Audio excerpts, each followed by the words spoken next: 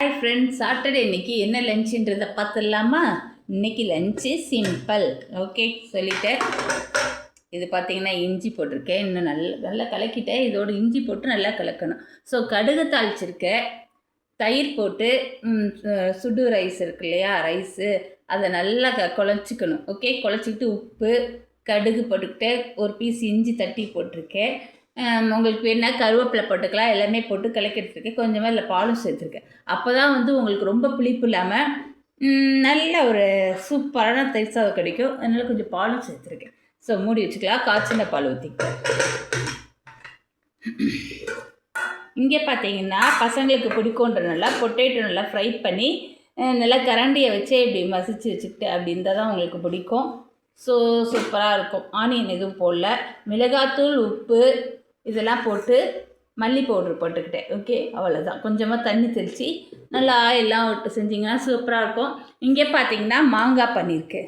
Sweet மாங்காய் நார்மலாக அது மாதிரி இட்லி பானில் வச்சு கட் பண்ணி அவிச்சிக்கிட்டேன். இட்லி ஊற்றுற தட்டிலே வச்சு அவிச்சிக்கிட்டு அதை தாளிச்சிக்க வேண்டியதான். நல்லெண்ணெய் கொஞ்சம் போட்டு கடுகு போட்டுக்கோங்க. இதெல்லாம் போட்டுட்டு மிளகாத்தூள் போடுறப்ப அடுப்பை மட்டும் ஆஃப் பண்ணிக்கோங்க, ஏன்னா கருகிடும் கண்டிப்பாக. ஸோ மிளகாத்தூள் போட்டு கொஞ்சமாக வெல்லம் தேவையான அளவு போட்டுக்கோங்க. எல்லாமே போட்டு அப்புறமேட்டு அடுப்பை பற்ற வச்சுக்கிட்டு மறுபடியும் இந்த மாங்காவை போட்டு வதக்கிட்டு கடுகு வெந்தயம் 1 டீஸ்பூன், கடுகு 2 டீஸ்பூன் எடுத்து சும்மா வறுத்துக்கிட்டு பவுட்ரு பண்ணிவிட்டு இதில் சேர்த்துருக்கேன். சூப்பராக இருக்க பாருங்க. உப்பு தேவையான அளவு.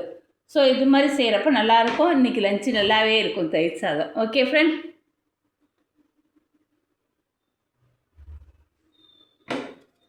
ஆறுனதுக்கப்புறம் இந்த பாட்டிலில் கொட்டி வச்சுக்கலான்னு எடுத்து வச்சுருக்கேன்.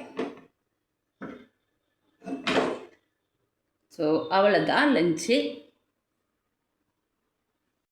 இப்போ சாயந்தரம் ஆயிடுச்சு. ஸோ பாப்பாவுக்கு பார்த்தீங்கன்னா மூக்குத்தி போடணும்னு ஒரு ஆசை. சரின்னு சொல்லிட்டு ஷாப்புக்கு கிளம்பிட்டு இருக்கோம். ஓகே, பார்க்கலாம். பார்த்தீங்கன்னா ஒரு மேடம் கிளம்பிட்டு இருக்காங்க. ஸோ இதே மாதிரி என்கிட்டையும் ஒரு ட்ரெஸ் இருக்குது. டாட்டர் மதர் காம்போவில் நாங்கள் தச்ச புடவை இல்லை. ஸோ எப்படி இருக்குதுன்னு கமெண்ட் பண்ணுங்கள். எல்லோரும் ஜிஆர்டிக்கு போயிட்டு அங்கே 10 இருப்பார் இல்லையா, அவங்க மூக்கை குத்திட்டு வரலான்னு, சிம்பிளாக க்யூட்டாக ஒரு மூக்கு குத்தலான்னு. அவங்களுக்கு ஆசையாக இருக்கிறதுனால, பெரியவங்களுக்கு, இவங்களுக்கு இல்லை.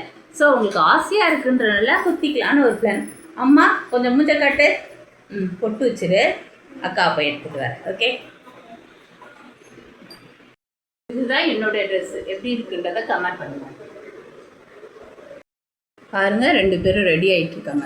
ஸோ இந்த பெரிய பாப்பா இருக்காங்களே, இவங்களுக்கு தான் சின்னதாக ஒரு மூக்குத்தி குத்தலான்ட்டு. அழகான மூக்குக்கு குட்டியாக க்யூட்டாக குத்தினா செமையாக இருக்கும்னு அவங்க ஆசைப்பட்டாங்க.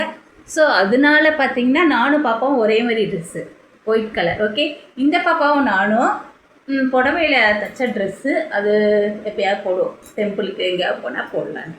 ஓகே, வாங்க 3 பேரும் சேர்ந்து ஹாய் சொல்லிக்கோங்க. ஹாய்.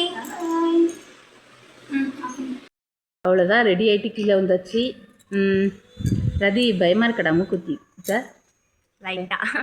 அதெல்லாம் ஒன்றும் பிரச்சனை இல்லை, லைட்டாக தான் வலிக்கும். ஓகே, ஆட்டோ போட்டிருக்கோம், ஏறிட்டு நம்ம கிளம்பலாம். ஓகே, ஃபைனலி நம்ம ஜிஆர்டி வந்துட்டோம். ஓகே, உள்ளார போய் இது பாருங்கள், எவ்வளோ டிராஃபிக் பாருங்கள். ஸோ ஃபைனலி நம்ம ஜிஆர்டி வந்தாச்சு. ஆட்டோவை பிடிச்சி வந்துருந்தோம். ஸோ இந்த ஜிஆர்டியில் பார்த்தீங்கன்னா ரொம்ப கூட்டம் இல்லை. சரின்ட்டு உள்ளே போயிட்டு மூக்குத்தி நாங்கள் வாங்கிட்டு, பத்தர் கீழே இருப்பார், அங்கே போயிட்டு மூக்கு குத்திக்கிட்டோம். பாப்பாவுக்கு பயந்துக்கிட்டே வந்திருந்தாங்க ரொம்ப. நான் பக்கத்தில் நின்று பயப்படாத, கண்ணை முடிக்கோ அப்படின்னு சொன்னேன். ஸோ ரொம்ப பெருசாக ஆர்ப்பாட்டெல்லாம் பண்ணல, ஈஸியாக குத்தி விட்டாங்க. ஸோ கண்ணு பார்த்திங்கன்னா பாப்பாவுக்கு வேர்த்துருச்சு, அழுததை நான் அப்படி சொன்னேன். ஸோ அழகாக இருக்காங்க. ஸோ ஒத்த ஸ்டோன் வச்சு குத்திருந்தாங்க. சரின்னு பார்த்தீங்கன்னா பக்கத்துலேயே ஜிஆர்டி பக்கத்துலேயே வந்தீங்கன்னா KFC இருந்தது.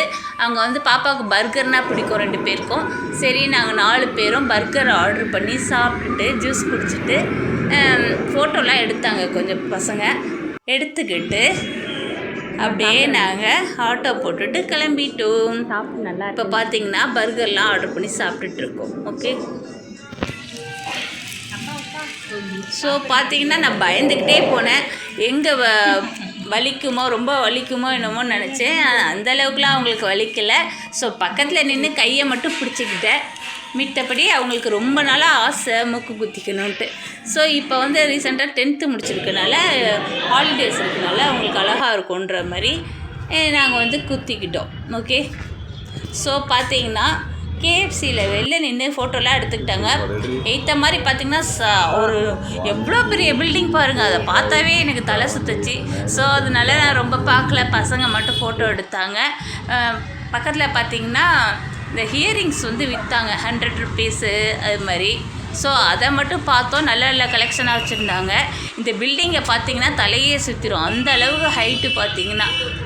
So nice alpha.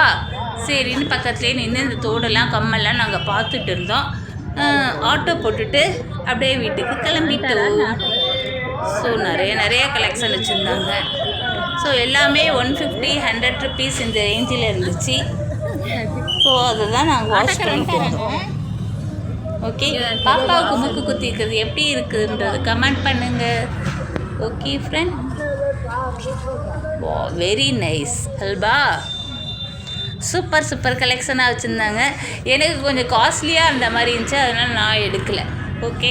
என்கிட்ட நிறைய கலெக்ஷன் இருந்துச்சு. சரி அதே இதுக்கு சும்மா வேஸ்ட்டாக காசு வேஸ்ட் பண்ணிட்டு நாங்கள் வாங்கலை. ஒரு ஆட்டோவை போட்டுக்கிட்டு அப்படியே மெதுவாக கிளம்பி வீட்டுக்கு வந்துட்டோம். வர்ற வழியில் பாப்பா